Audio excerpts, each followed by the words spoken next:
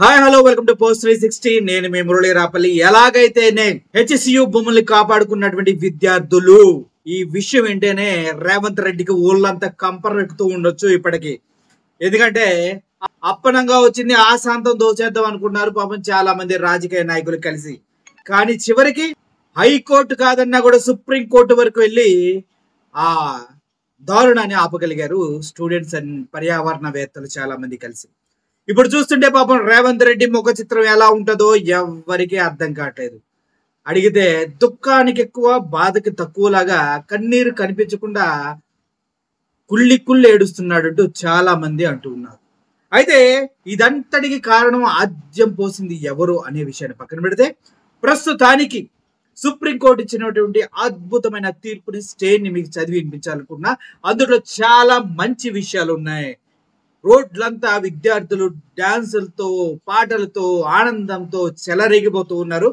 ఇది గవర్నమెంట్ ముఖ్యమంత్రి పైన సామాన్య విద్యార్థులు సాధించినటువంటి ఘన విజయంగా చెప్పుకోవచ్చు.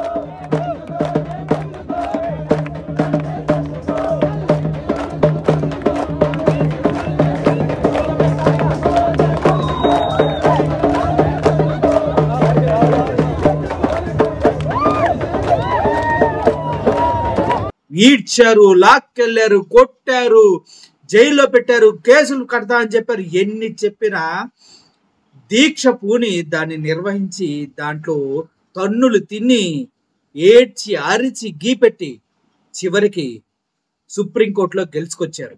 ఇది తాత్కాలికమైన గెలిపే, కానీ ఇదే పర్మనెంట్ కాబోతుంది. అందులో ఎటువంటి సందేహం లేదు. ఎందుకంటే సుప్రీంకోర్టు మాట్లాడిన మాటలు చూస్తూ ఉంటే ఎంత దారుణంగా రేవంత్ రెడ్డి సర్కార్ని అడిగిందో ఒకసారి చూడొచ్చు. రేవంత్ రెడ్డి ప్రభుత్వంపై నిప్పులు చెరిగినటువంటి సుప్రీంకోర్టు. నిప్పులు జరగడం అంటేనే ఆ పదంలోనే ఆ పౌరుషం ఉంది. కోర్టు తీర్పు ఇచ్చే వరకు చిన్న పని జరిగిన gym corporate tiger reservoir case 2023 ఆధారంగా సిఎస్ ను సస్పెండ్ చేసే అధికారం కూడా మాకుంది. సిఎస్ అంటే తెలుసు కదా, ముఖ్యమంత్రికి మెయిన్ సలహాదారులు, వాళ్ళందరిలో సిఎస్ మెయిన్ పాత్ర. ఆయన్నే సస్పెండ్ చేసి పక్కన పడేస్తామని చెప్పింది. ఏంటి, మేము చెప్పే వరకు ఒక్క ఇంచె కదిలిన, ఒక్క చెట్టు నరికిన సిఎస్ని ఇమ్మీడియట్ గా జిమ్ కార్పొరేట్ టైగర్ రిజర్వ్ కేసులో పక్కన పడేస్తాం. అక్కడ చెట్లన్నీ నరికి ఏం చేస్తున్నారు, తిరిగి నాటుతున్నారా లేదా ప్రశ్న తిరిగిపోయింది. అక్కడన్ని చెట్లు మీకు ఏం చేస్తున్నారు, మీరు తిరిగి నాటుతున్నారా లేదా చెట్లన్నీ? మీరు వేసిన కమిషన్ లో అసలు ఫారెస్ట్ ఆఫీసరే లేడు. ఇప్పుడు రేవంత్ రెడ్డి సర్కార్ మేము కమిషన్ వేసాం, వాళ్ళంతా ఫైనల్ చేశారని చెప్తున్నారు కదా, అందులో ఒక ఫారెస్ట్ ఆఫీసర్ కూడా లేడని అడిగింది. మరి అక్కడ అధికారులు ఎందుకున్నారు? ఏప్రిల్ 13 లోపు వీటన్నిటికి సమాధానం చెప్పాలి తెలంగాణ ప్రభుత్వాన్ని ఆదేశించిన సుప్రీంకోర్టు. బాబు రేవంత్ రెడ్డి గారు పాపం సార్, 20,000 కోట్ల రూపాయలు ఆస్తి. అసలు నైట్కి నైట్ 4 రోజులు సెలవులు రాగానే జిమ్ జిమ్ జిమ్ అందించారు. వెహికల్స్ బుల్డోజర్స్ ఎక్కడి నుంచి తయారు చేశారో తెలియదు కానీ 50 సంఖ్యలో బుల్డోజర్లు, కూలీలు, పోలీసులు అల్లాడించి పడేశారు. కానీ విద్యార్థుల పోరాటం ముందు, హెచ్సియు స్టూడెంట్స్ యొక్క దృఢ సంకల్పం ముందు ఓడిపోక తప్పలేదు. అధికారం ఉందని విర్రవీగిన, ఎవడేం చేస్తాడని రౌడీయిజం చేద్దాం అనుకున్న పోలీసులతో నానా చిత్రహింసలు గురి చేసి కేసులు పెడతారని కూడా లొంగకుండా ఫైట్ చేయడం తెలంగాణ స్పెషల్ భయ్యా. ఉద్యమం పోరులో తెలంగాణ వాదులు ఎప్పుడు వెనక్కి తగ్గింది లేదు. అలా వెనక్కి తగ్గుంటే ఇప్పుడు తెలంగాణ అనేది ప్రత్యేక స్టేట్ గా ఉండేదే కాదు. సో ఇటువంటి ఉద్యమాలు విద్యార్థుల చేతికి వెళ్ళిన తర్వాత ఎంత పెద్ద రాజకీయ నాయకుడైనా అన్ని మూసుకొని ముడుచుకొని వెళ్ళిపోవడం తప్పదు. So get ready for next step. Revanth Reddy గారు, the Honorable Chief Minister of Telangana. Thank you for watching this video. Signing off. Thank you so much.